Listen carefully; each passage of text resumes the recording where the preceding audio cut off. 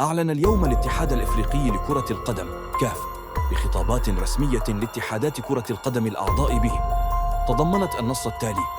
قرار محكمة التحكيم الرياضي الذي صدر في فبراير الماضي بخصوص قضية اتحاد العاصمة والاتحاد الجزائري لكرة القدم والاتحاد الأفريقي لكرة القدم ونهضة بركان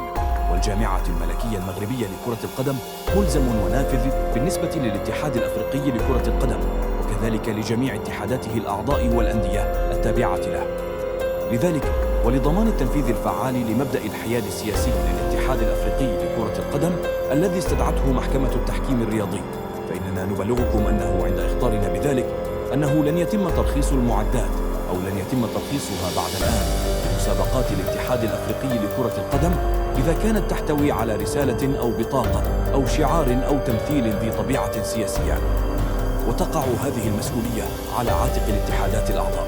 ولكنها تقع أيضاً على عاتق قسم الاتحاد الأفريقي المختص المسؤول عن الموافقة على المعدات لفحص هذا العنصر.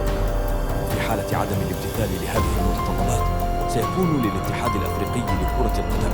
الحق والواجب في منع أو طلب تعديل القمصان المخالفة خلال مسابقاته. نشكركم على أخذ العلم بهذا التعميم وإرساله إلى الأندية التابعة لكم، وكذلك إلى جميع أصحاب المصلحة ذوي الصلة.